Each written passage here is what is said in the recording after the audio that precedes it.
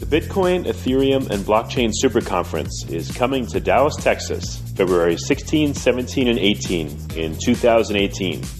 If you know of a better way to get the latest insider knowledge about crypto, to hear directly from the top minds in this field, to interact personally with 800 fellow crypto lovers, hodlers, investors, miners, traders, developers, and founders, then I'd like to hear about it. If you don't, then you don't want to miss out. Register today for the Bitcoin, Ethereum, and Blockchain Super Conference. Go to bitcoinsuperconference.com and register today as a super early bird to get the lowest rates on tickets and hotel rooms. That's bitcoinsuperconference.com. Welcome to Almost Here, Round the Corner Future Technology podcast with Richard Jacobs. Future technologies poised to transform our lives for better or worse are the focus of this podcast. Almost Here means these technologies are now here and starting to be used, or just around the corner, from Bitcoin to artificial intelligence, 3D printing, blockchain, virtual reality, and more. Hello and welcome everyone to the Future Tech Podcast. My name is Josh Thomas, and today we have a special guest. We're here with Tatiana Moroz, who is a singer and songwriter who has an interesting, colorful history where she has sang about activism, everything from Ron Paul to Bitcoin. Welcome, Tatiana. Hi, thanks for having me on. Oh, glad to have you. And so, as I'm learning a little bit more about you, I want to know what kind of song do you write about Ron Paul? Well, I don't know if I wrote a song specifically about Ron Paul, though I did write Ron Paul Revolution, which did specifically call him out in this song. I've actually mentioned him in one or two songs.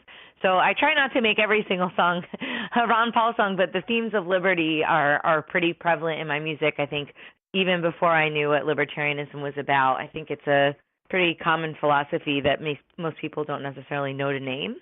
So at least that's how it was for me. One of the reasons that we have you on here, Tatiana, is because you're an advocate of blockchain in the arts. Can you tell me a little bit more about what that means and specifically what it means to you? Sure. So as a child, I had a very strong interest in the way that things were organized. And I saw early on that music and a message could be linked together. So I was really inspired by the 60s and 70s peace movements and things like that, but my own generation didn't really have that.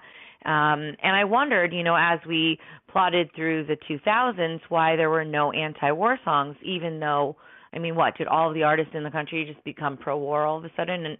And I attributed that to a lack of sort of almost like a musical cartel and a lack of access to resources to other types of artists. So a major label, they have an interest in providing a nice return for their investors, and it's an easy play for them to choose an artist, for example, like Britney Spears. But if it's something that's a little bit more controversial, they don't know if they're going to make their money back on that. So when I started thinking about all the different artists that I had known in my recording studio days, I started thinking, well, maybe if we could just open up the access to the funds for other artists and give them a direct connection with their fans, then we could potentially cut out some of these middlemen. And even, let's say, an artist doesn't necessarily need to be as big as Beyonce or something, but by finding their tribe early on, it allows them to have a sustainable career. So what we did with Tatianacoin, which was the first ever artist cryptocurrency in the world, and it was an experiment we did in 2014 that actually funded my third album, Keep the Faith, we created an artist token, and basically people would donate money, and then they would get instead of, for example, in a regular Kickstarter campaign, let's say you donate $50, you get a T-shirt. Well, here you get $50 worth of Tatianacoin that you could use in my store at any time later, and you could also send it to some friends. You can use it to access different kinds of exclusive fan content. So there's almost a little bit of a Patreon kind of super fan club element to it. And the goal was to really put the power back into the hands of the fans and the creators. And if people want to add additional layers of music industry assistance, because let's face it, a record label is a great thing to have in certain respects, then they can do it on their own terms instead of having to essentially get a terrible loan and being at the mercy of the record label to put out your record in the first place. Now you could take control of that. And I think that that's really in the spirit of cryptocurrency in general. Okay. And, you mentioned You mentioned Patreon in there somewhere, right? Mhm. And how does this differ from Patreon? I mean, you can go on there, and for those of us that aren't familiar, it's kind of like the GoFundMe or Kickstarter for artists in a way. How does this differ from that? Well, Patreon actually has monthly donations, so we don't do it that way. And also, we have more of a transferable fund token. The cryptocurrency element is tradable, and it also allows people who have a coin with someone not to be dependent. For example, Patreon, if they don't like your content, they can take you off of there, and they essentially own your relationship. Just like how Facebook owns your relationship with your fans, how Twitter owns your fans, because if you try and leave those platforms, you're unable to. Whereas with a coin, you basically have freedom. Now, when we created the coin, it was very challenging because it was like having a car without any roads. And me and Adam Levine from Let's Talk Bitcoin, another Bitcoin podcast, he and I kind of collaborated on this, and then he had to basically go out and create Tokenly in order to create this playground for artist coins and for fans and creators. And so that's been, our goal is to make it as artist friendly, but if you want to leave the platform, you can, and you could take your fans with you. And I think that autonomy we don't really find in typical platforms today, even though there are elements from each that we're inspired by when we're creating our product. Okay, very good. And so how has that developed over the years? You said that it was an experiment in 2014. What has that turned into now that we're in 2018? Sure. So basically, Adam founded Tokenly, I don't know, it was in 2015 or 2016, which was more of a formalized organization for something that he had been sort of working on in his spare time and hiring people individually. The company went on and they raised some money through Bank to the Future. And so they've been developing a series of products. We've worked with different kinds of companies. I say we because I advise them. And I also think of them as the folks who created my vision for their music product, which is Token.fm. And so we were pretty ready to launch that at the end of last year, at least in its beta version, and it was really robust. But because of the SEC regulations, it's sort of the kind of thing where we feel that it would be best to do it with a partner versus trying to do it alone, just because the SEC can be quite aggressive and the jury's still out. But if we find the right partner, it makes the whole endeavor better. So we've had to kind of take a step back, and now Tokenly is working on some other things, a market system, and they've been doing token sales for a really long time. So they've got a lot of other kinds of clients other than the music product. Okay, very good. And so you're coming to, for those of you that maybe have been living in a cave or, deserted on an island for the last 6 months, we have a conference coming up. It's called the Bitcoin Super Conference, and it's in Dallas in mid-February. And you're attending this event. You're going to be speaking, and did I hear you're going to be singing as well? I hope so. I'm not really sure where we're going to squeeze in the singing part, but normally when I do my talk, I include live music to sort of illustrate different points and sort of show different songs and why they arose and sort of give people like an organic feel for how that works for me as an artist, but also a little bit as a representation of the history of Bitcoin as well, just because I've been involved for such a long time. It's kind of neat to tell it in context. Okay, excellent. And so aside from, Tokenly, which you've kind of taken a step back on, talk to me about some of the things that you're focusing on now. Well, 2018 is going to be really busy. I have plans to record a new record between April and May. Next month, I'm going to Satoshi Roundtable.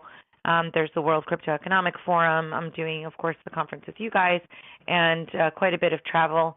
And then I have a company called Crypto Media Hub, and we do marketing and PR and consulting and community management, that kind of thing in the space. Our main client right now is Zencash, so we've been putting a lot of work into that, and I'm really excited to see how they're doing and all that. But we're also taking on new clients, so between all of that and my own podcast, The Tatiana Show, I'm keeping pretty busy, but hoping to get as much done as I can. If I can release a new record this year, which I'm planning on doing, I'll be sitting pretty. So it'll be nice to share some new music with everyone.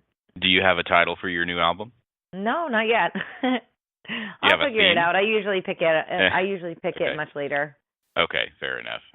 Mm-hmm. Okay, well, very good. So a lot of interesting things going on here. So tell us a little bit more about your marketing company. What are some of the philosophies that you follow on that? Well, I toyed around with the idea of the motto, where the good cryptos go. And, I went to music school. I mean, it was one of the best music schools in the country, but it was music school nonetheless. And the way that I came into crypto was pretty organic. It was through the music side. But then I started working at Bitcoin Magazine as a sales director. So if people would reach out to us and they'd want to maybe do some sort of an advertisement, sometimes I'd have to turn them away because they wanted a service that we didn't offer. And it seemed always a little bit, like a missed opportunity. So I was in Australia and I was doing a video series around a tour that I had booked. And all of a sudden I got the word that Bitcoin Magazine was going to close because they were, the sale was really dragging out. So it was just a couple days before Thanksgiving. I was stranded there. And so I had to scramble. And I remembered back to that moment where I figured, oh, well, I bet you there's other outlets that have the same problem. And I basically collaborated with all the different Bitcoin media outlets in the space, and I made a deal with them where they would give me, a little commission, and then I would be able to bring the advertising options to my clients and secure them the best rates, and also vet these different businesses because, all ads are not created equal, and not all publications have the professional level that maybe somebody working, for example, I was working in New York, so I was used to a certain level of professionalism, and the company basically evolved from then. We've had a lot of different clients, but it's mainly been an operation of me and perhaps one or two different assistants. But in the past 6 months, that's really when things have ramped up, with Zencash being our main client. And then we worked on the Monage conference. We also work with the Storm Token project, and we have all. I think I can say the Legolas one because they're signing the contract today. So yeah, there's a lot of different things coming through. And in general, I mean, we're trying to make it somewhere where we work with high quality products and projects. I don't really want to just take on everybody. I know that there's a big ICO craze right now. We try and shy a little bit away from the ICO business, even though, of course, sometimes we do ICOs. But I'm really looking to build long-term relationships with teams and also have them be somewhat ideologically aligned with some of the goals that inspired the people on my team in order to work in the cryptocurrency industry.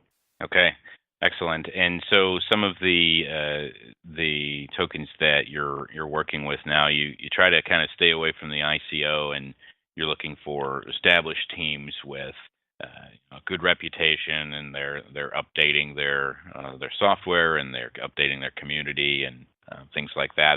That's a good candidate and client for you. Yeah, I think so, and also the idea itself. Is it something that I need?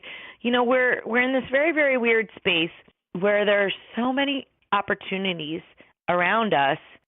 I mean, we can really, literally choose what inspires us and specifically work on that. So, I would love to make more money. Everybody wants to make more money, and I'm doing well. But my main motivation is not to take on 50 million clients and then just churn them all out. My motivation is to work on projects that I think will have global impact potentially. And now that's not every single project that I work on, but that is sort of a guiding light when we're considering where to put our resources. Is this something that we believe in, and does this inspire us? Wise words and good advice. Tatiana Moroz, any final words for our audience here before we wrap up? Well, I hope to see them all down in Dallas, so that'll be great. And if they want to catch up with me, they can go to Tatianamoroz.com or to CryptoMediaHub.com and catch up with me there. I'm on all the socials. Excellent. Well, thank you for sharing your story and your journey, and look forward to seeing your next album coming out this year. Me too. Thanks so much. I appreciate it. All right. Until next time, everybody, thanks for joining us and listening to the Future Tech Podcast. The Bitcoin, Ethereum, and Blockchain Super Conference is coming to Dallas, Texas, February 16, 17, and 18 in 2018. If you know of a better way to get the latest insider knowledge about crypto, to hear directly from the top minds in this field, to interact personally with 800 fellow crypto lovers, hodlers, investors, miners, traders, developers, and founders, then I'd like to hear about it. If you don't, then you don't want to miss out. Register today for the Bitcoin, Ethereum, and Blockchain Super Conference. Go to bitcoinsuperconference.com and register today as a super early bird to get the lowest rates on tickets and hotel rooms. That's bitcoinsuperconference.com. You have been listening to Almost Here, Around the Corner Future Technology podcast with Richard Jacobs. Subscribe to this podcast, post a review to discover more future technologies that are poised to transform our lives for better or worse, such as Bitcoin, artificial intelligence, 3D printing, blockchain, virtual reality, and more.